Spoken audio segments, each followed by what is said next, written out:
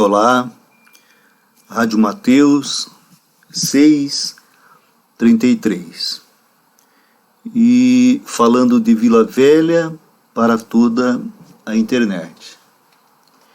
E este é o tempo que nós separamos para meditar na palavra de Deus, para meditar na Bíblia. E hoje nós vamos estudar 1 Timóteo, no capítulo 4, do versículo 14 até o versículo 16. 1 Timóteo, no capítulo 4, do versículo 14 ao versículo 16. Esta carta Paulo escreveu ao seu discípulo, Timóteo, que estava iniciando na atividade de dirigente de uma congregação, de uma igreja, Então Paulo transmite a Timóteo ali algumas orientações que se aplica a todos nós, A paixão em servir, a paixão em servir a Cristo. Nós somos servos de Jesus Cristo. E Paulo, ele começa assim, versículo 14. Olha, não negligencie o dom que lhe foi dado por mensagem profética, com imposição de mãos dos presbíteros.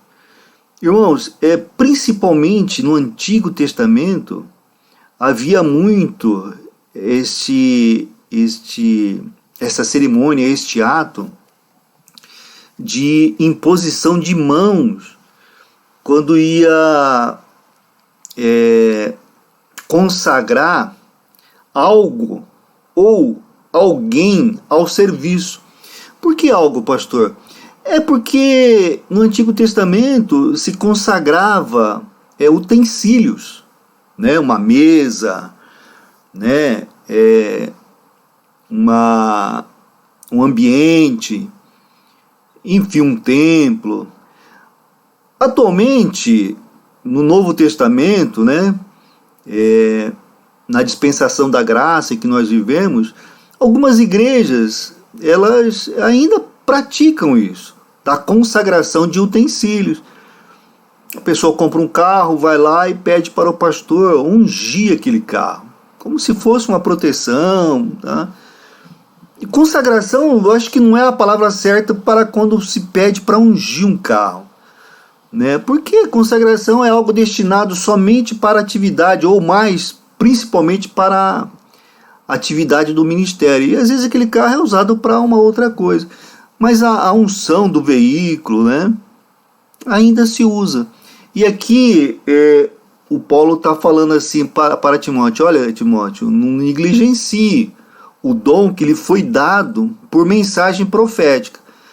Quer dizer, algum profeta da época recebeu aquela mensagem e falou para Timóteo, E com imposição de mão dos presbíteros, quer dizer, dos mais antigos da igreja.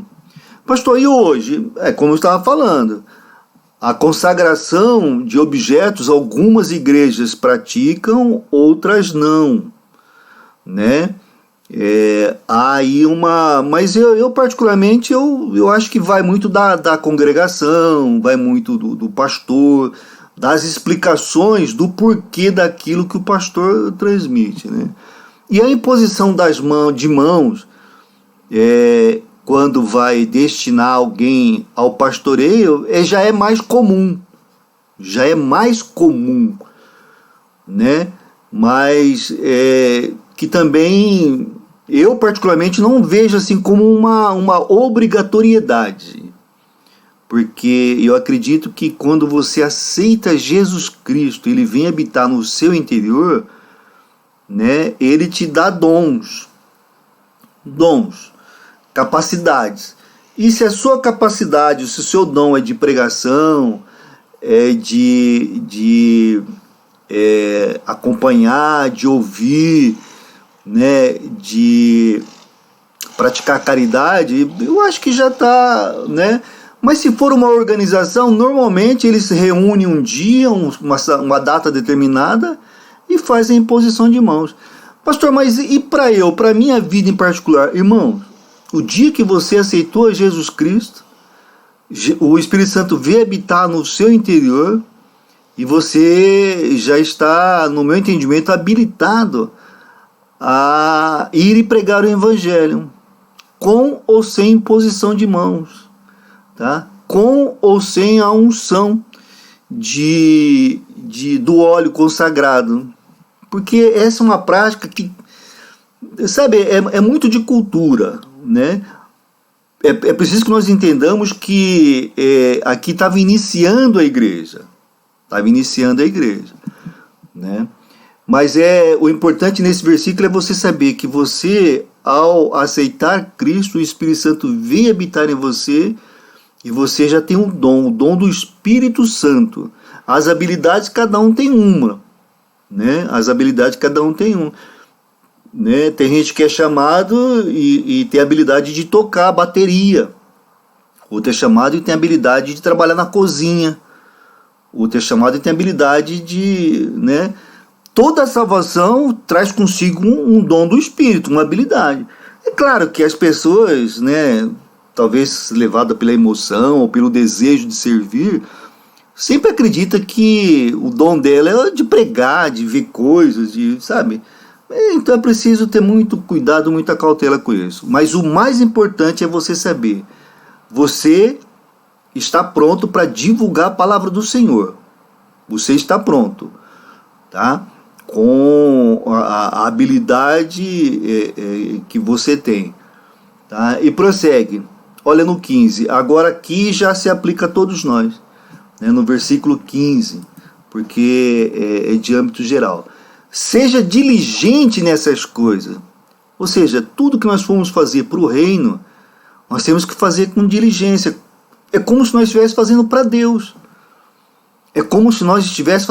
Então tem que fazer com diligência, com cuidado, com dedicação, né? E prossegue, dedique-se inteiramente a elas. Então esse inteiramente aqui é complicado, porque é mais voltado para aqueles que tem atividade profissional de pastoreio, né, irmão? E ainda assim, hoje em dia, há igrejas em que tem pastor que não é de dedicação integral. A pessoa tem a atividade profissional dela e então, suponhamos, a pessoa é médica, tem atividade profissional de médico. E aí depois ela separa um tempo para fazer atividade de pastor. Entendeu? Ela é mecânico. Aí tem um tempo, tem igreja que aceita isso, quer dizer, o pastor ele não é de dedicação exclusiva. Aqui está falando para aquele que é de dedicação exclusiva. Né? Olha, dedique-se inteiramente, por completo a elas, para que todos vejam o seu progresso. Pastor, mas e no meu caso? Eu não tenho condições de ser um pastor, não sinto esse desejo também de ser um pastor de dedicação exclusiva. O que eu devo fazer? Não, você deve fazer em todas as oportunidades, porque vão surgir oportunidades. Deus vai colocar oportunidade para você. Em todas as oportunidades, você tem que ser diligente e fazer com o maior desejo possível de atender aquela orientação de Jesus Cristo, ide por todo mundo e pregar o Evangelho, né? Para que todos possam ver, né, e o progresso, possa ver inclusive o seu progresso, né? Adiantando, o versículo 16, atente bem para a sua própria vida. No aspecto do pastor de dedicação exclusiva, isso aqui é muito importante. Olha, cuidado com o jeito que você vive, pastor. Cuidado com o jeito que você vive, porque você agora vai ser a vidraça, né? Todos vão estar olhando para o Senhor e verificando. Vão estar cuidando da sua vida. A congregação toda vai estar cuidando da sua vida. Uns por amor, ou outros para te derrubar. Mas a verdade é essa. entendeu? E os de fora da mesma forma. Ó, fala, mas não vive, né? Então esquece que há um ser humano.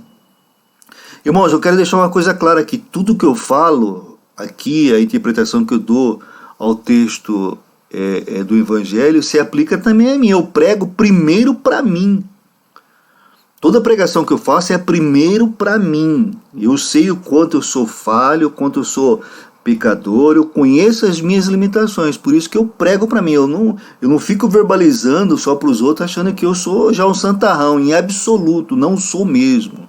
Eu tenho as necessidades também. Só que, é claro, né, a gente cuida para não dar mau exemplo. Tem um ditado que fala que não basta ser mulher de César, alguma coisa assim, né? Mas tem que parecer que é mulher de César. Não basta ser honesto, tem que parecer que é honesto, né? E aqui mais ainda, né? Porque Cristo que está nos vendo. Então nós temos que tomar cuidado, porque às vezes uma postura nossa pode desviar alguém. Isso é tanto para o pastor de dedicação exclusiva, como é para o pastor de dedicação parcial, tá? Como para todo cristão. Todo cristão tem que tomar cuidado com a sua própria vida. E aqui, prossegue, né? Cuide bem para a sua própria vida, né? Procurar o máximo, viver o que prega. E para a doutrina, cuidado com a doutrina.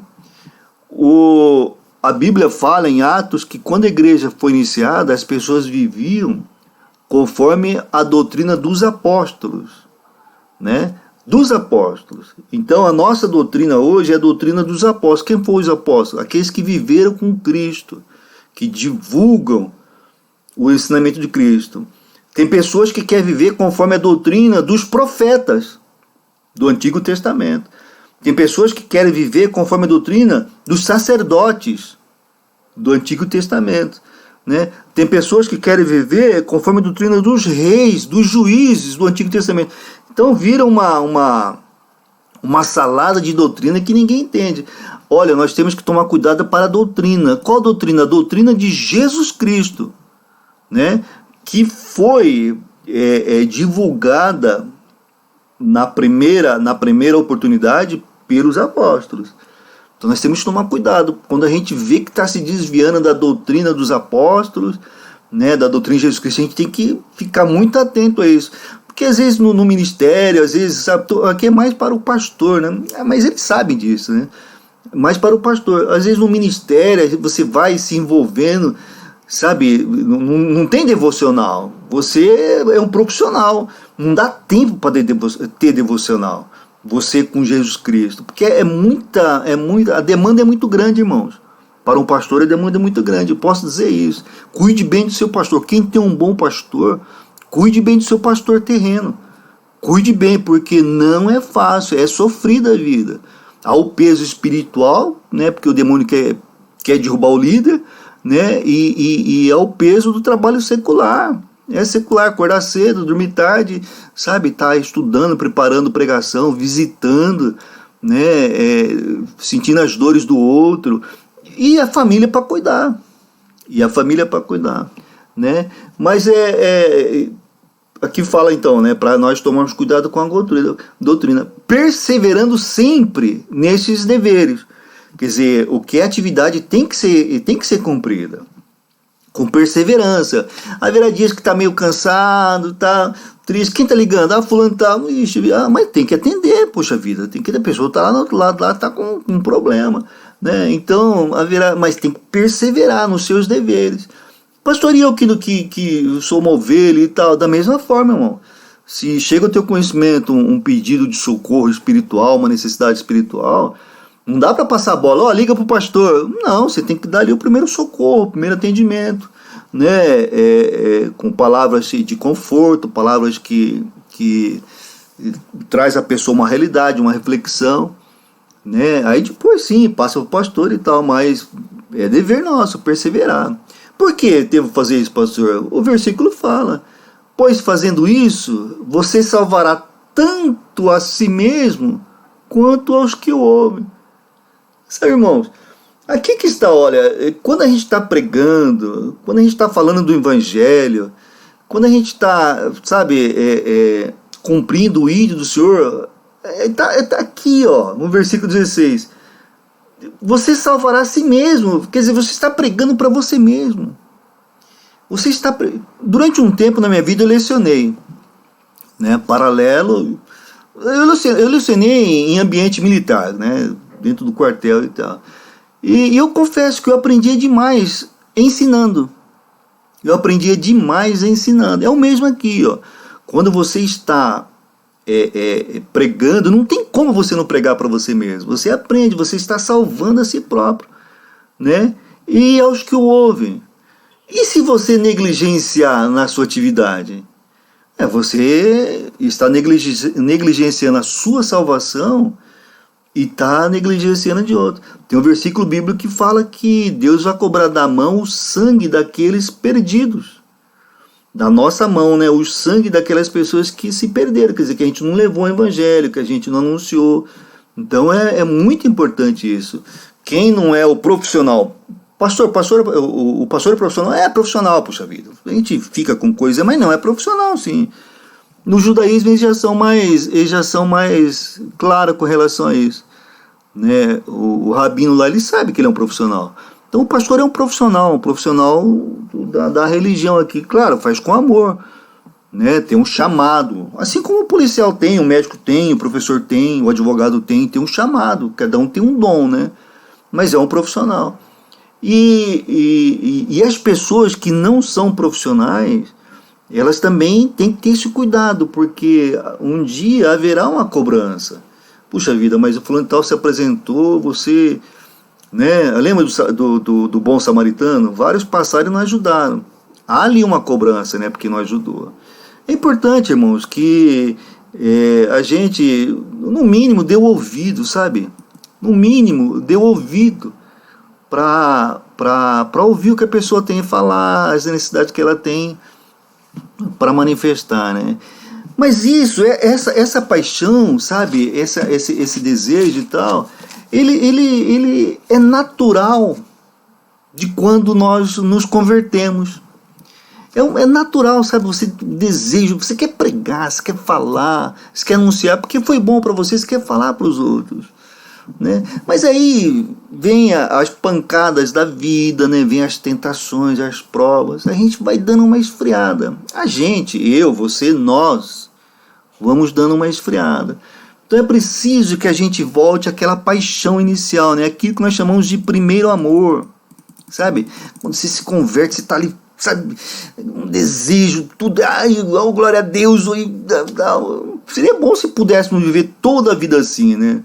Vai chegando uma época que a gente vai tendo uma maturidade, a gente tem a mesma alegria, mas vai tendo uma maturidade e tal, e aí está o perigo, porque a gente pode acabar esfriando. Então é preciso a gente sempre manter a paixão de servir ao Senhor. É preciso sempre manter essa paixão. E a paixão de compartilhar o Evangelho, né? Embora a gente tenha que ter a consciência de que haverá altos e baixos, né? Alguns chegam até a optar em viver uma vida, sabe, uma vida morna, uma vida assim, sabe, aquele de bater o cartão, ir na igreja e tal, mas nada além disso. Tem uns que preferem isso, não se arriscar muito, né? E com isso acaba perdendo uma série de bênçãos. Já outros, irmãos, para por completo, desiste, esfria mesmo. E o comum... Tem um ditado muito, muito sábio no nosso meio que fala, né? Uma brasa longe do braseiro se esfria. E o comum é a pessoa, se ela se afastar do meio evangélico, se afastar da igreja, de fazer um devocional, de ler a Bíblia, vai esfriando. Vai esfriando. Porque a igreja tem essa função de um animar o outro. Se ouve um negócio aqui, ouve um negócio lá, tá, vai se envolvendo, né? Mas nós temos que lutar contra isso. Nós temos que lutar contra isso, né? Então, quando a gente começar, a gente tem que estar atento. Quando a gente começar a perceber que estamos ficando indiferentes, nós temos que buscar, tentar, né, reacender essa paixão de servir ao Senhor, né? E com aquele mesmo amor que a gente tinha quando nós somos salvos, o primeiro amor, né? recém-nascido, né? Porque, como eu falei antes, quando nós somos salvos, nós recebemos o dom do Espírito Santo.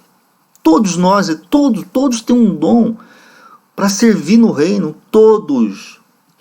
Nossa, aquele pastor, ele tem um dom. Não, mas você também tem, irmão. Todos nós temos o dom, porque o Espírito Santo é Deus, e Deus fala que ele não faz acepção de pessoas. Tá? O que é preciso é você descobrir qual é o seu dom e exercitar. E para descobrir, às vezes você tem que ir praticando, né? Mas se a gente sentir que está esfriando, a gente tem que dar alguns passos para poder tentar reanimar. O primeiro passo é sempre orar para o Espírito Santo, né, irmãos? Sempre orar para o Espírito Santo, pedindo para que ele nos encha com essa alegria, com esse desejo de anunciar a palavra de Deus e nos entregar o controle dele novamente. A gente, na caminhada, a gente vai se afastando do Espírito Santo e tal, vai tomando o controle de volta. Então não, nós temos que orar de volta. Ó Espírito Santo, eu entrego minha vida totalmente a Ti, meu destino, tá? Que você possa me orientar, que o Senhor possa fazer o melhor para a minha vida. Usa-me como ferramenta, encha-me daquela alegria do primeiro amor. Essa oração é importante nós fazermos, irmão, sempre importante. Porque, como eu falei, a gente tem o péssimo hábito de nos afastarmos do Espírito Santo, deixar de conversar com o Espírito Santo, né? E o segundo passo é nos arrependermos de algum pecado que nos vem à mente. Você está orando lá, vem um pecado à mente, se arrependa rapidamente, né? Eu faço a oração assim, olha, eu estou orando, né? Se tem um pecado que eu pratiquei, que eu cometi ali, né? Que está vivo na memória, eu já peço perdão, né? E aí durante a oração vai surgindo uma pessoa ou outra, um problema, tal, vou pedindo perdão. Aí no final, irmãos, para poder fechar mesmo, né, passar a regra, eu falo, ó, Senhor, me perdoe também aqueles pecados que eu não consigo me recordar agora, tá? Se porventura há, né? Talvez seja até um excesso de preocupação minha, mas eu faço assim. Eu faço assim para que Deus me perdoe, porque de repente eu posso ter esquecido de alguma coisa, né? E também nós temos que devolver a Deus o direito de reinar sobre as nossas vidas. Nós temos que voltar a colocar Jesus Cristo no centro da nossa vida, ele ser o rei da nossa vida. Então, primeiro seria orar para o Espírito Santo, para nos encher, né? E nos controlar novamente. Segundo, pedir perdão, nos arrepender, né? Pedir perdão. Arrependimento, irmãos, deixar claro, hein? Arrependimento é mudança de comportamento. Não existe arrependimento de boca, não. A gente se arrepende de boca, né, ou de pensamento para Deus, e depois a gente muda de comportamento para provar que nos arrependemos mesmo. E terceiro é devolver para Deus o direito de reinar sobre as nossas vidas. Irmãos, a esfriada que acontece não quer dizer que você deixou de ser salvo, hein? Não é isso, não. É natural do ser humano, falho, fraco e pecador. O que não pode se for alertado por alguém, se for lembrado pelo pastor da igreja, se for lembrado por irmão e tal, você deixar de pensar no assunto. Nós temos que sempre, né, estar aberto a esse tipo de questionamento. É como se fosse um checklist para nós mesmos, né? Nós sempre temos que estar atentos. Agora, se o que nos afastou, o que está nos esfriando é problemas, né, são circunstâncias contrárias, são adversidades, são provas, irmão, nós não podemos esquecer de Isaías 41:10. Nós não podemos esquecer, nós sempre temos que trazer, né, essas palavras maravilhosas do Senhor, gravar no fundo do coração, sabe, decorar mesmo, decorar, para quando vier uma situação adversa, o Espírito Santo ter onde procurar lá na sua mente, né, ter onde procurar na sua mente. Isaías 10 é um versículo bom para isso, para a gente decorar, gravar fundo, né, na nossa mente. O Espírito Santo, ele vai sempre nos lembrar. Mas como que ele pode nos lembrar se a gente nunca soube? Lembrar do quê? Tem gente que acha que é espiritual. Bem, pode ser, não estou negando isso. Não estou negando isso, mas eu estou dizendo o seguinte: você tem que conhecer o texto bíblico para o Espírito Santo ir lá e buscar aquele texto bíblico. Ó, Isaías 41:10, falando para nós, para mim, para você, para todos nós. Por isso não tema, não tenha medo, pois eu quem? Deus, estou com você. Poxa vida, isso aqui já seria suficiente, né, irmão? Né, irmão? Olha, não tema, eu estou com você. Deus falando isso para nós, meu Deus do céu, que maravilha. Não tenha medo, não tenha medo, pois sou o seu Deus. Olha, Deus está nos lembrando que Ele é o nosso Deus. Não precisamos temer, não precisamos ter medo, né? Lógico, o medo, o temor natural, que nós não podemos é nos deixar dominar por isso.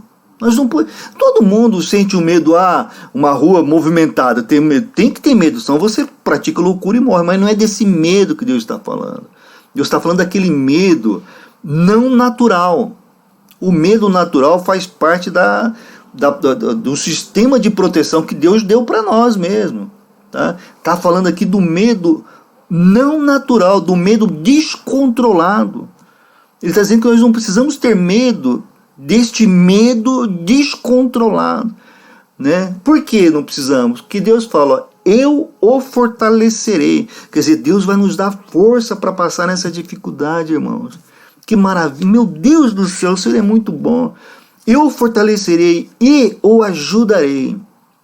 Olha, irmãos, tem uma mensagem muito importante aqui dentro, ó. Tem uma mensagem muito importante. Eu o fortalecerei. Eu o ajudarei. Você entendeu? Ele falou que vai nos fortalecer e falou que vai nos ajudar. Mas não está falando que vai fazer por nós não, hein? Não está falando que vai fazer por nós. Quem tem que fazer somos nós.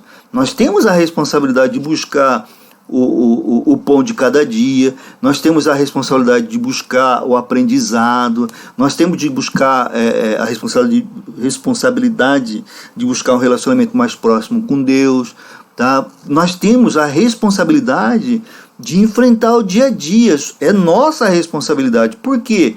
Porque Ele vai estar conosco, Ele vai estar nos fortalecendo, mas somos nós que queremos fazer.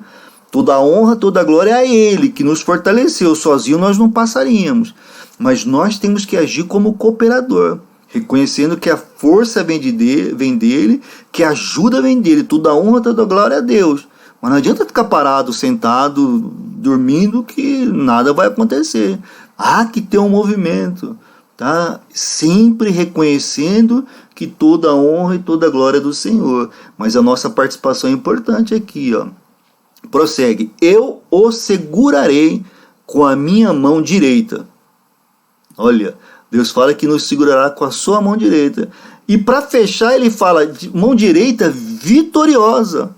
Se é vitoriosa, irmão, não importa a situação, não tem como a gente perder com Deus. Se a mão dele é a mão direita, como que Deus vai nos sustentar com a mão dele direita vitoriosa e nós perdermos? Não tem jeito, não tem jeito. Então, a situação em que nós entramos, né, em cooperação com Deus, sendo Deus a peça principal e nós instrumentos, todas elas são vitoriosas. Talvez o resultado não seja conforme nós desejávamos, né? Mas é um resultado vitorioso, porque todas as coisas concorrem para o bem daqueles que amam a Deus. Tá certo, irmãos? Tá certo? Deus é poderoso, Deus é maravilhoso. Nós temos que voltar à alegria de servir ao nosso Deus. Servir ao Deus com alegria, né? Cantar a Ele cânticos novos. Sempre louvar o nome do Senhor, porque Deus é bom e é bom em todos os momentos. Vamos orar? Palavra maravilhosa, né, irmãos? Nossa, traz alegria para o nosso coração. Puxa vida, que Deus bom que nós temos, né? Ah, meu Deus, obrigado a Deus por essa palavra maravilhosa, Senhor. Quantos corações precisam ouvir isso, Senhor, meu Deus? Passam por dificuldades, tristeza, angústia. Mas eu sei que o Senhor tem as suas estratégias para alcançar eles. Pai, obrigado pelo texto, pela palavra, obrigado por tudo. Pedimos também por aqueles, Senhor, meu Deus, que sofrem no corpo, na alma.